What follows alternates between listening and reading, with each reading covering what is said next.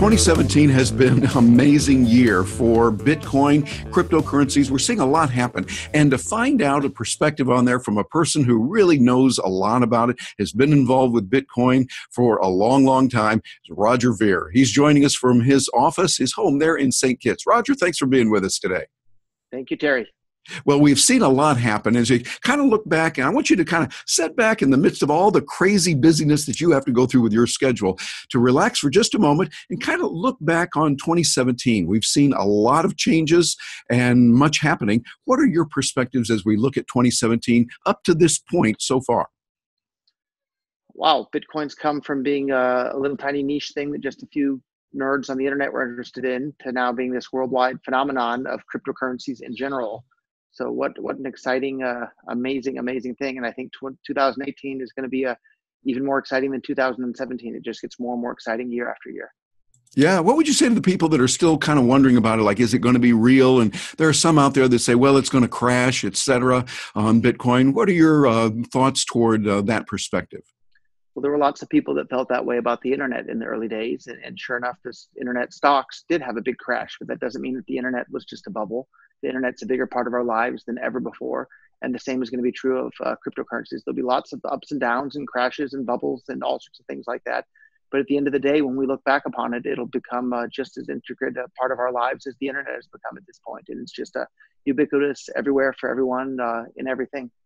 Yeah, I think so. One of the things that I see about changes that are going on, I know, and you know me as a professional speaker, deal a lot internationally. It's been really frustrating when I had to go through the banking system, and it would take forever and ever for them to actually make a transaction, which could be done instantly, and they charge $1 bazillion. I think that's the exact number for that. Many have been concerned about Bitcoin with that, and we see some emergence now with Bitcoin Cash. What are your thoughts on Bitcoin Cash and the opportunities for the average person to buy coffee, buy some small items, and use that? Well, what initially attracted me to Bitcoin in the very first place and led me to become the very first investor in Bitcoin startups in the entire world was the fact that you could send and receive any amount of money with anyone, anywhere in the world instantly and basically for free. And Bitcoin Cash still has all of those characteristics that led Bitcoin to becoming this worldwide phenomenon. Whereas sadly, Bitcoin Core no longer has those characteristics. So I'm really, really, really bullish on Bitcoin Cash because we have this, 8-year-long empirical track record of evidence showing that what works and what works to grow it to this worldwide phenomenon. So I think in the near future, we're going to see Bitcoin Cash surpass Bitcoin Core in terms of market cap and usage and users around the world and everything. So I've been selling a whole bunch of my Bitcoin Core coins for more Bitcoin Cash. So in 2018, I think it's going to be the year where we see Bitcoin Core go into decline and Bitcoin Cash really come into widespread adoptance and usage, because at the end of the day, if you can't use the money to buy your coffee, it's not good money.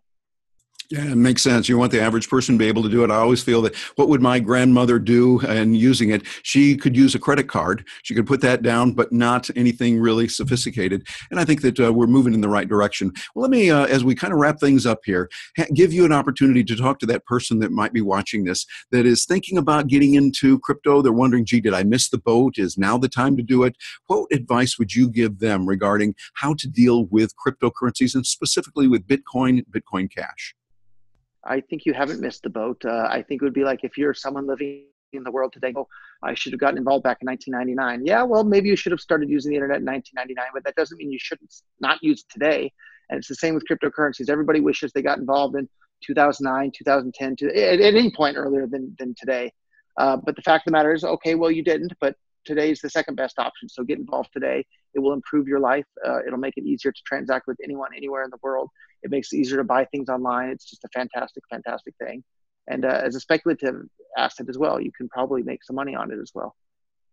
Yeah. Well, Roger, you have helped many people. And I have to say personally that you have helped me. I remember the time when we had lunch in Mexico and you paid me in Bitcoin. I said, well, I don't know a lot about it. I've done a little bit, but not much. You helped me. You walked me through, got me on a mycelium wallet, paid a little bit more than you owed me there on the lunch, and put it into Bitcoin and helped me get started. You've done that for many people, and we really appreciate it. Thank you, Roger, for all you've done. And thank you for being with us here today.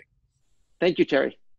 Well, on behalf of video and TV with Bitcoin.com, you have had a chance now to see Roger Ver. Think about the opportunities that are available for you and look forward to the good things that are coming in the future. We see a lot of great opportunities with that. I'm Terry Brock. Thank you for joining us today.